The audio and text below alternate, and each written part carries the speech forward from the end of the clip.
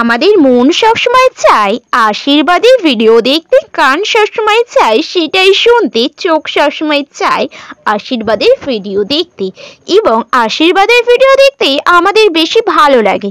অভিশাপের কথা শুনতে আমাদের মোটেও ভালো লাগে না এবং নিজেদের অস্তিত্ব সম্পর্কে জানতে, বাইবেল সম্পর্কে জানতে বা প্রভু যীশু সম্পর্কে জানতে আজ মানুষের আগ্রহ খুব একটা নেই। শুধুমাত্র কয়েকটা ভিডিওর মধ্যেই দেখা যায় অতিরিক্ত পরিমাণ মানুষ দেখছে। সেগুলি হলো শুধুমাত্র আশীর্বাদের বিষয় নিয়ে যে ভিডিওর মধ্যে আলোচনা হয়ে থাকে। কিন্তু আপনি কি জানেন যে বাইবেলের মধ্যে আশীর্বাদের চেয়ে অভিশাপের বিষয়টা বেশি লেখা আছে? এবং আমাদের নিজেদের সম্পর্কে এবং ঈশ্বরের সম্পর্কে জানাটা অত্যন্ত গুরুত্বপূর্ণ। কিছু মানুষ শুধু প্রভু যীশুকে বিশ্বাস করে আশীর্বাদ লাভেরই আশায়।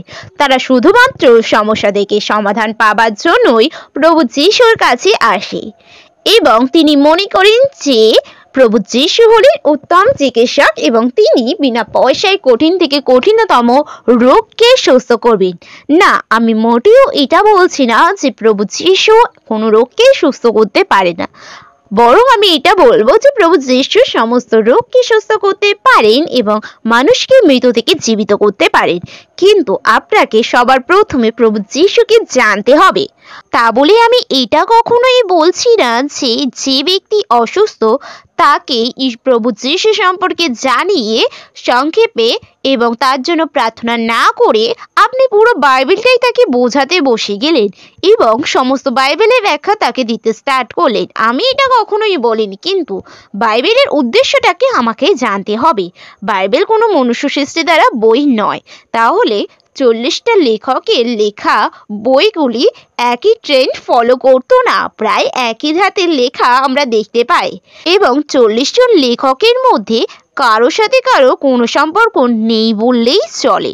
তারপরেও তাদের লেখার বিষয়বস্তু একই দিকে তারা ফলো করেছে, কারণ প্রত্যেকটা লেখকই তারা নিজেদের শক্তিতে নয় বরঞ্চ তারা ঈশ্বরের শক্তিতেই লিখেছিলেন।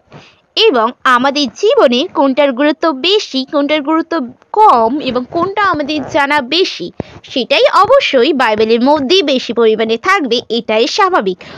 যেমন প্রভু যীশু সম্পর্কে জানাটা আমাদের অত্যন্ত প্রয়োজনীয় এবং গুরুত্বপূর্ণ, তাই তো প্রভু যীশুকে জানার জন্য নতুন নিয়ম লেখা হলো এবং 4টি সুসমাচার প্রভু যীশুর জীবনকে কেন্দ্র করেই লেখা হয়েছে। আপনার হয়তো মনে হতে পারে আজকে হঠাৎ করে আমি এই বিষয় নিয়ে কেন কথা বলছি, কারণ আমি সোশ্যাল মিডিয়াতে কিছু জিনিস স্টাডি করছিলাম, কোন ভিডিওগুলোতে বেশি ভিউজ হচ্ছে এবং কেন আমাদের মাইন্ড বেশিরভাগ দেখছে, সাধারণ মানুষ কেন সেগুলো এত পছন্দ করছে এবং লং টাইম ধরে সেটা দেখছে, আমাদের সময় কোথায় যাচ্ছে, আমাদের মাইন্ড আজ কি চাইছে এবং কেনই বা চাইছে।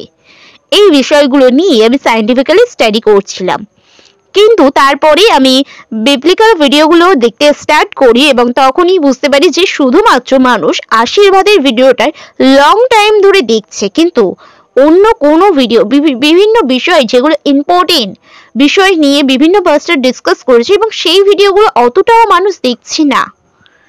তখন আমি বুঝতে পারলাম যে প্রভু যীশুর কাছে কেউ আসে চাকরির জন্য, কেউ আসে নিজের সন্তানের যাতে ভালো পড়াশোনা হয় সেই জন্য, অবশ্যই তাকে পড়তে হবে। প্রভু যীশু এখানে মানুষকে কর্তৃত্ব দিয়েছেন, এর আগের ভিডিওতে আমি ডিসকাস করেছি যে তিনি মনুষ্যকে কর্তৃত্ব দিয়েছেন, এখানে মনুষ্যকে অধিকার দেখা হয়েছে।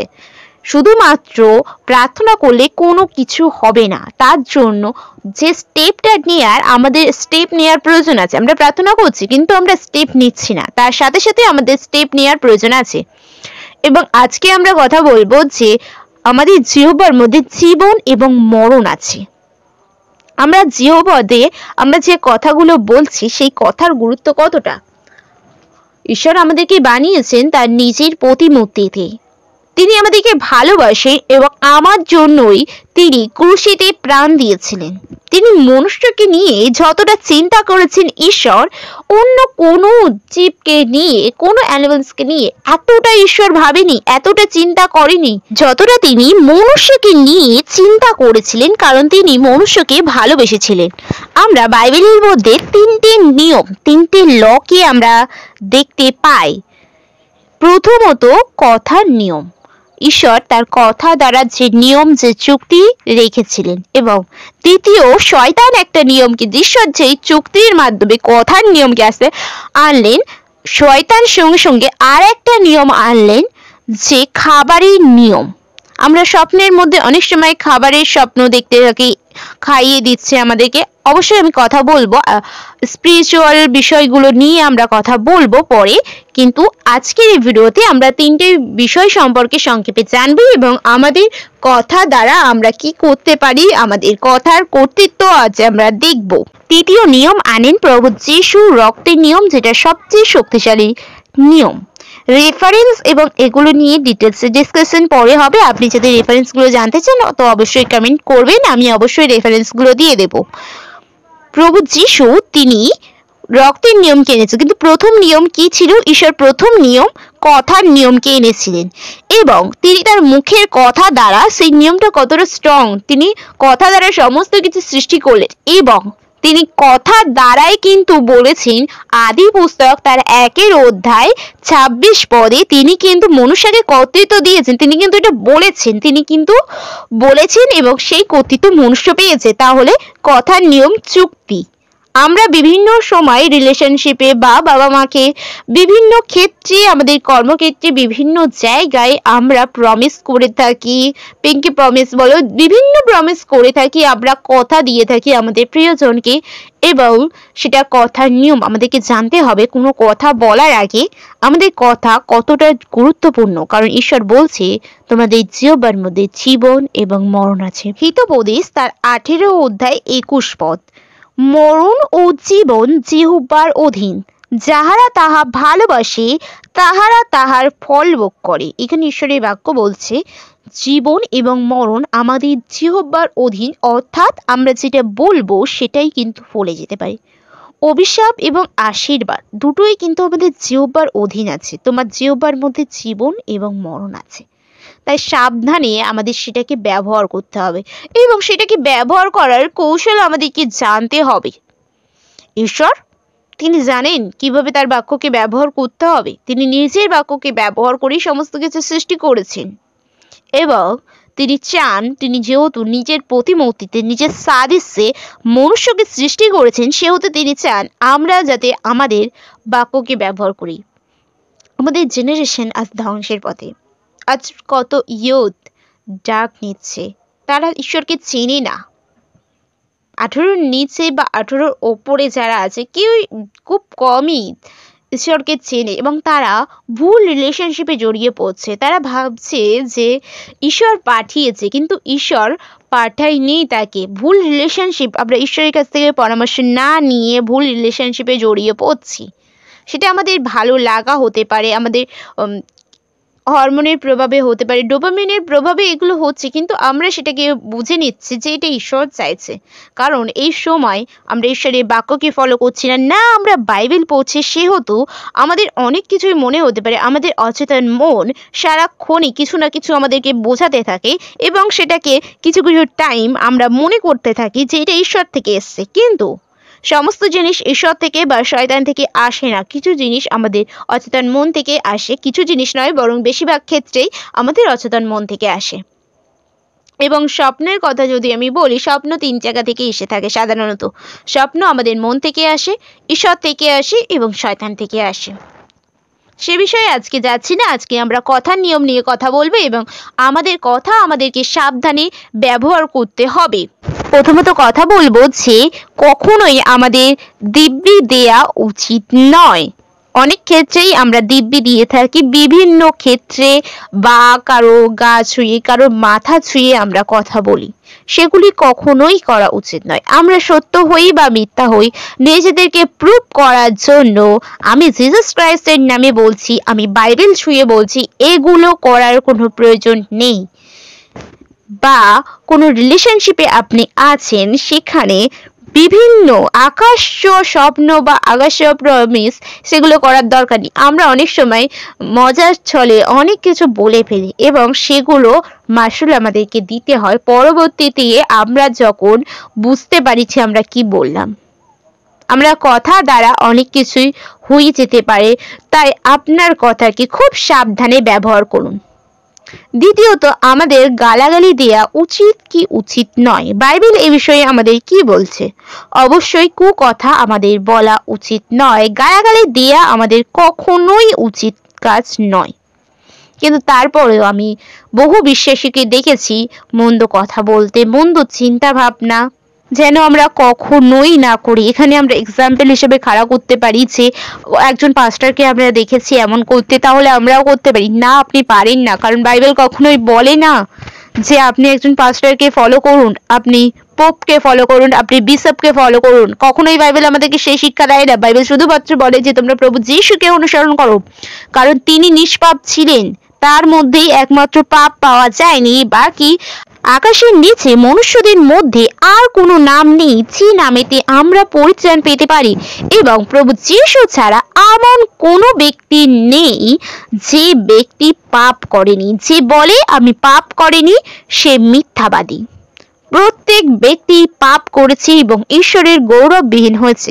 আমরা কখনোই আমাদের ভালো কাজের দ্বারা অর্থাৎ আমাদের পুণ্যর দ্বারা আমরা কখনোই স্বর্গে যেতে পারি না বা ঈশ্বরের ভালোবাসা পেতে পারি না। আমরা কখনোই ঈশ্বরের যোগ্য হয়ে উঠতে পারি না।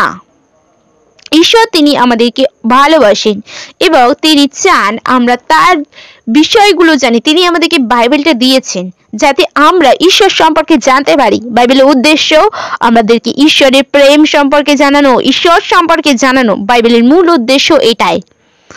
সায়েন্সকে বাইবেলের সঙ্গে রিলেট করা বা শুধুমাত্র আপনাকে সুস্থতা দেয়া, এটা বাইবেলের মূল উদ্দেশ্য নয়। সায়েন্সকে ব্যাখ্যা করা কখনোই বাইবেলের উদ্দেশ্য নয়। বাইবেলের মূল উদ্দেশ্য হচ্ছে প্রভু যিশু সম্পর্কে জানানো, আমাদের নিজেদের সম্পর্কে জানানো, ঈশ্বর মানুষকে কতটা ভালোবাসে তার মেইন উদ্দেশ্য এটাই। আপনার মুখের বাক্যকে সঠিকভাবে ব্যবহার করুন। আমাদের প্রথম পয়েন্ট চুক্তি ও নিয়ম। এটি আরেকবার সংক্ষেপে আমরা বুঝিনি। অযথা প্রমিস, অপ্রাসঙ্গিক কথাবার্তা বলা বা বাইবেল ছুঁয়ে প্রতিজ্ঞা করা বা ইয়েসুয়া আল মাসিহ নামেতে প্রতিজ্ঞা করা, বাবা মা দিব্যি দেয়া, এই সমস্ত কোনো বিষয় আমরা যেন না করি। বা আমরা যারা সনাতনী এবং প্রভু যিশুকে গ্রহণ করেছি, অনেক ক্ষেত্রে তারা বিভিন্ন দেবদেবী টেনেও দিব্যি দিতে আমি দেখেছি। কোনো পার্টিকুলার মাত্র যে পার্টিকুলার কিছু ধর্মকে টার্গেট করে আমি এটা বলছি এমনটা নয়, বা কোনো ধর্মকে আমি ছোট করতে চাই না, বাট আমি বাইবেলে যেটা লেখা আছে সেটা বলছি যে বাইবেল কখনোই বলে না কোনো দেবদেবী দিব্যি দিতে, এবং এটা অনেকে করে থাকে, অনেক বিশ্বাসী এই ভুলগুলো আমাদের বিশ্বাসী ভাই বোনেরা করে থাকি। তারা যে বিশ্বাস থেকে এসে থাকে সেই আগের রিচুয়ালগুলোকে ফলো করতে থাকে, কিন্তু সেগুলো আমাদের কখনোই করা উচিত নয়। বাইবেল আমাদেরকে সেই আমাদের পুরাতন জীবনকে ফলো করতে বলে না, আমাদের পুরাতন আদমকে নয়, বরঞ্চ নতুন আদমকে অর্থাৎ প্রভু যিশুকে অনুসরণ করতে বলা হয়েছে। কথা বলা যাবে না, কোনো চুক্তি করা যাবে না।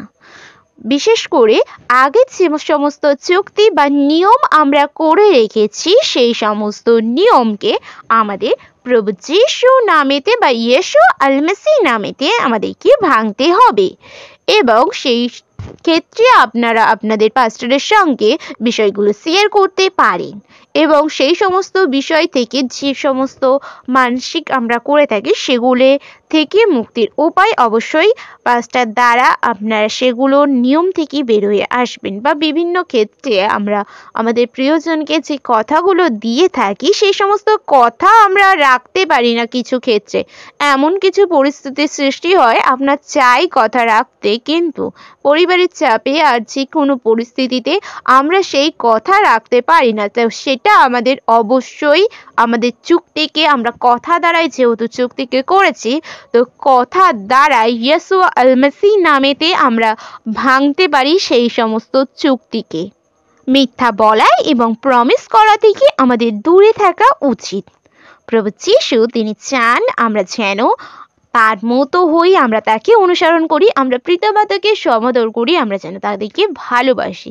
যেমন প্রভু যিশু তার মায়ের কথা কিন্তু ভুলে যাননি।